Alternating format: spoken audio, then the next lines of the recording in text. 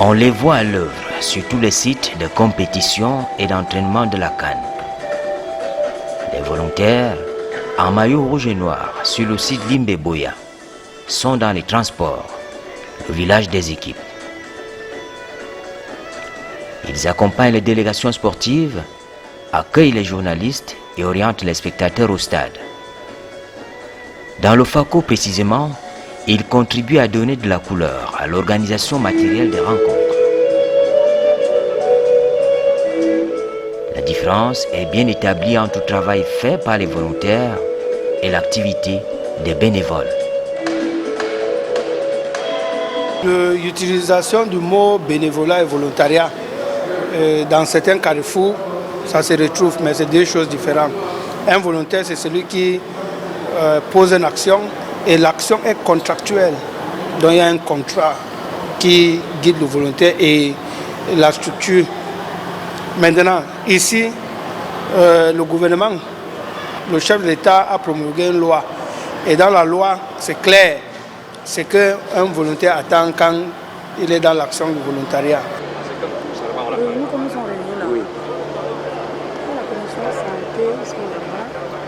À la CAN, les volontaires à Limbe sont préparés à affronter le terrain professionnel.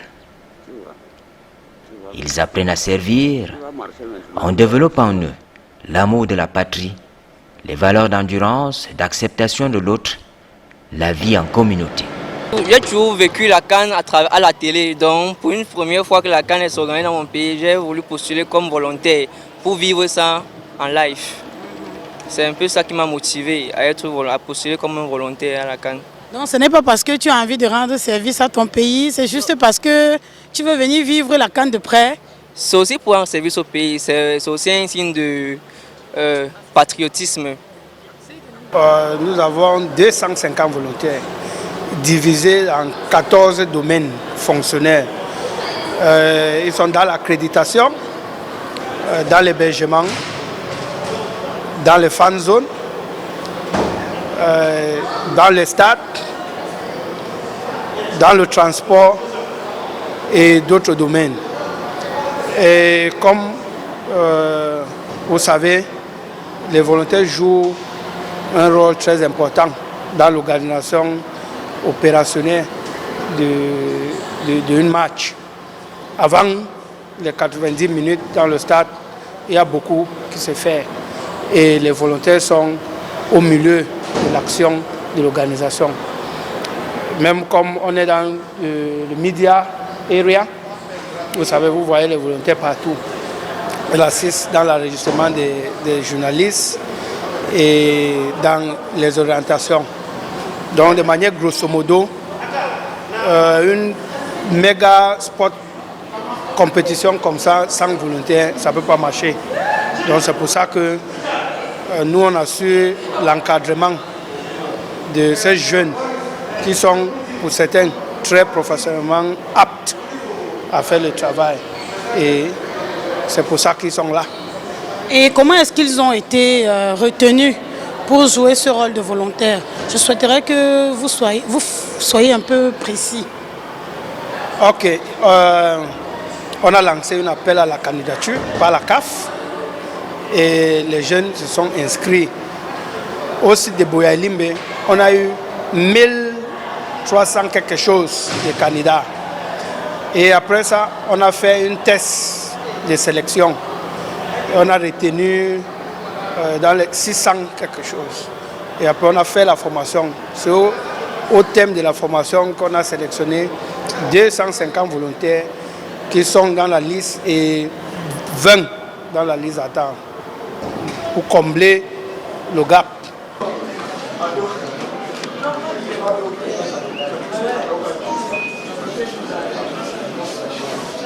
Dans la salle média, au stade Ngueme, l'affluence des hommes et femmes de presse a besoin d'une certaine organisation pour faire de l'espace à tout le monde, surtout le jour des matchs. Il faut articuler la vie dans la salle pour que toutes les questions professionnelles posées trouvent des réponses. Je suis volontaire dans la commission médias. Je travaille avec les membres de la CAF qui sont dans les médias. nous sommes en charge de la transmission de toutes les informations avant, pendant et après les matchs. Actually, I'm here as a media volunteer, so Je suis volontaire travaillant précisément à l'intérieur du centre média. Nous assistons les journalistes. C'est une expérience enrichissante. J'aime bien la partager pendant ce séjour. I just wish to be part of it, so I'm really enjoying my staying here. Alors pendant, avant, après les matchs, qu'est-ce que vous faites concrètement? Avant les matchs, nous avons déjà les conférences de presse, des équipes qui vont se confronter, les entraînements, les séances d'entraînement. Après, ça c'est avant les matchs, et puis maintenant le relais des informations, où est-ce que ça va se passer, comment ça va se passer, les heures de rendez-vous de toutes ces rencontres-là, que ce soit les conférences de presse, que ce soit les entraînements, que ce soit les prises de photos, ainsi de suite. Maintenant, durant les matchs, c'est-à-dire quand on arrive le jour du match, proprement dit, nous assurons dans la salle de ce qu'on appelle le centre média. Dans le centre média, c'est également toutes les dernières, la distribution par exemple des passes accès aux tribunes, accès à la salle des conférences, accès à la zone mixte et autres accès qui puissent être distribués. Maintenant, après les matchs, s'assurer que tout a été bien, parce qu'après chaque match, il y a toujours la conférence de presse avec le meilleur joueur, l'entraîneur et même l'équipe perdante forcément. Et aussi, est-ce que nous sommes partis, est-ce que tout a été bien compris, retenu en tant qu'information pour les prochaines rencontres. En fait, c'est ça avant, pendant et après. Pour les commodités du séjour, l'État, à la base de l'activité des volontaires pendant la CAN, a défini un cahier des charges. Chaque poste de travail correspond à un profil précis. Les rôles sont clairement identifiés. La rémunération vient en second plan. Ici, les volontaires, on a donné ils ont le transport, ce qu'ils doivent manger, ce qu'ils doivent boire et tout. Et à la fin, il y aura un pécule. Mais ce n'est même pas ça qui est plus important. Ce qui est plus important, c'est l'expérience. Et le petit parchemin qu'on va leur donner, ça va jouer le rôle de ce qu'on demande toujours dans les grandes structures, l'expérience professionnelle. Donc c'est ça que aussi les volontaires ont ça. Parce que les volontaires, par exemple, qui travaillent dans les secteurs purement techniques, forcément, ils vont avoir une connaissance qu'ils peuvent donner dans les structures. Donc, nous, les volontaires, eux-mêmes ne regardent pas en termes d'argent. Ils regardent beaucoup plus en termes de l'expérience professionnelle. Donc, c'est pour ça que c'est ça que nous on retient. Est-ce que c'est facile pour les volontaires sur un site comme celui de Limbe que nous connaissons, une zone un peu de crise? Est-ce que c'est facile de gérer, d'encadrer ces enfants? C'est pas facile. Vous voyez, le temps que moi-même j'arrive au stade, seulement les transports, c'est pas facile. Et vous savez, c'est deux sites différents. C'est Boya et Limbe. Et Boya, c'est à Boya qu'il y a les grandes universités et tout. Donc la majorité des inscrits se sont sortis de Boya. Donc ça fait que l'encadrement est un peu difficile. Mais comme nous sommes dans le temps de friendship à Limbe et Legendary Hospitality à Boya, ça reflète. Donc on est toujours au rendez-vous. Donc je peux vous rassurer que tous nos volontaires, 250, sont ici pour travailler, pour que la fête soit belle. C'est la fête du Cameroun et c'est la fête de l'Afrique. Donc elle soit belle.